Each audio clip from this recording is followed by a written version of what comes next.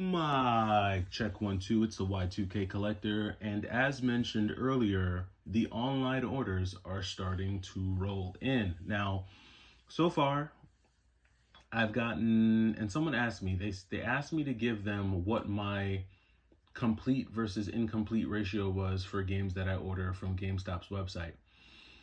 And I would say year to date, it's probably around 65%. This last order, two games came in and one was complete and one was not. The one that was not complete was NBA Street. Um, and the one that was complete is obviously the one that you're seeing here, Punch Out. Um, it's funny because this is my third time picking up a copy of Punch Out. And all three times I picked up Punch Out, it was during a buy two get one. Now, the reason why this is my third time picking up Punch Out is because every time I pick up a copy of Punch Out, I wind up including it in a trade bundle to get a more rare, expensive game. And I always do it because I know I'm eventually going to run into another copy of Punch Out. While Punch Out is a decent game, it typically averages for around 35 bucks. It's a game that's just out there. It's plentiful. It's a game that you can easily find on GameStop's website typically.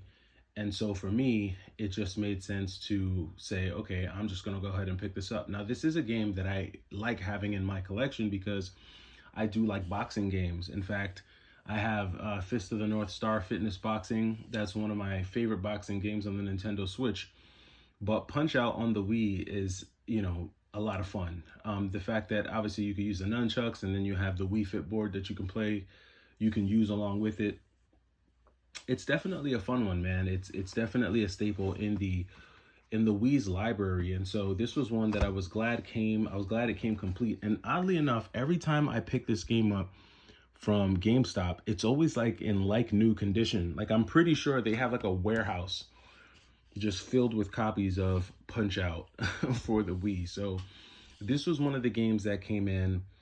And then I also had a Nintendo Switch game come in. Now, as I mentioned, when it comes to the Switch, the PlayStation 4 and the PlayStation 5, for me, it's going to be primarily about certain select indie titles. And I had a lot of Switch games in my collection that that in retrospect were really, really good. Like a lot of the games that I sold a couple years ago, a lot of them go for upwards of $80 now. For some reason, they've all just kind of jumped up in price, and it's hard to find them at like a reasonable price. Well, luckily enough, I was able to find a copy of Steel Assault that wasn't $90. Now, Steel Assault is an amazing 2D side-scrolling platforming game that has all of the hallmarks and the tropes of 90s action games. I know on the cover, it probably gives you Mega Man vibes, but it has a completely different mechanic. So in Steel Assault, the main two weapons that you start off with is like this green laser whip. That's kind of like his main weapon. And then another item that you have is this kind of like this multi-directional grappling hook that allows you to it's like you have to get good at using the grappling hook. Basically, he shoots two grappling hooks out of either sides of his arm, and it allows him to suspend himself between, corridors. He can use it to reach different, shelves. You can also use it to kind of like dodge and position yourself out of the line of enemy fire while attacking. And so this game kind of forces you to use the grappling mechanic in conjunction with the laser whip to not only navigate the levels, but defeat bosses. And that makes the challenge factor on this game extremely, extremely difficult. So as you can see here in this little photo, he's got the grappling hook. That's the grappling hook I was referring to. And you really kind of need to use that mechanic to navigate the different levels. Now, I think I beat the first two levels in this game because I do have it on digital download. I had sold my copy. I felt comfortable with selling my copy before because I did have it digitally, but I had to get this one back. Steel Assault is just a classic Nintendo Switch game. If you've never played it, I strongly suggest you download it. Give it a try. Steel Assault is a very, very good game. There's a few more games that I had for my Switch collection that I'm really eager to get back into the sheepfold. One of them is Wizard of Legend. Another one is, like I've mentioned before, Carry On. That's one that I want to get back in the collection. There's a few limited run games that I passed on, like the Rocket Knight Adventures collection, the Gargoyles collection. It'd be nice to get the Castlevania games back into the collection. So like all of the Castlevania advanced games that released. I'm not sure if they are coming out with, or if they've announced releasing, or maybe it released already, but all of the Castlevania games that came out on the DS. It'd be great to get a compilation of those. So there's a lot of like compilation carts that I would love to get for some of the more retro games. I'm not super pressed to get like the Rocket Knight Adventure series or like Gargoyles, because I do have Gargoyles on the original Sega Genesis.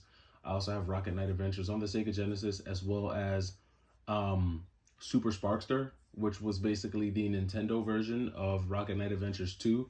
There is a version of the Rocket Knight trilogy that I don't have, and that's Sparkster, that came out on the Sega Genesis. So that one I just don't have in the collection. That'd be one that would be nice to get back. I mean, these aren't games that I'm like super pressed to get back in the collection, because I know they're still plentiful. Granted, while the price has jumped, I think a lot of these games, when they originally released, they were between $34 and $39.99. So at this stage of the game, most of them are probably well above 50 or 60 bucks. But I'm not super pressed to get those games. I can still get them digitally. There are a few games coming out that I've already mentioned that I want to get my hands on. The Terminator game, Shinobi, Ninja Gaiden. But there are a few, man. There are a few Switch games that I do have coming in that I was able to order through GameStop that I'm really excited to add back into the collection.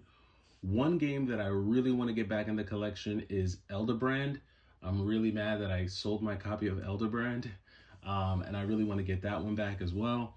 So I'm really going to be adding a lot of my Metroidvanias back into my Switch collection. You know, there are so many, including After Image, which I just picked up for the PlayStation 5.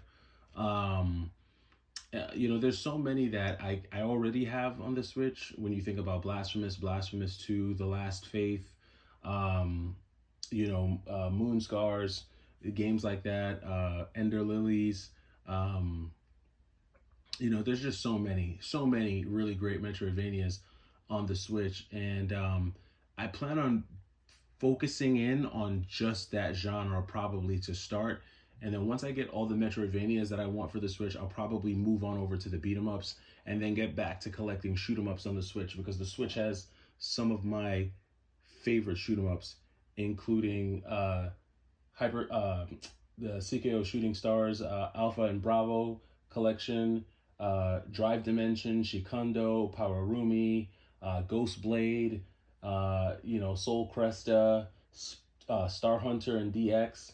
There's so many really amazing shoot 'em ups, and that's not even counting all of the ones that were ported to the Switch, like Radiant Silvergun, the Dodonpachi series, and the Donpachi games. There's so many games on the Switch that if you wanted to really build a modern retro collection on that console, you really can. It's convenient. Does it give you the same feel as the original systems, like playing some of these games on the original systems? No, but it's still cool to have. It's still cool to add into the collection. And I think most of those games aren't very like DLC driven. You don't really need to worry about things like DLC issues or anything like that. So more to come when it comes to the Switch. You guys could be on the lookout for that. I know a lot of you enjoyed my Switch pickups back in the day. So I'll probably focus on that, and then we'll wait to see what other games come in from the online orders. But that does it for me. It's been a long Monday. Hopefully you all have enjoyed your Monday, and I will catch you in the next one. It's the Y2K Collector. Take it easy.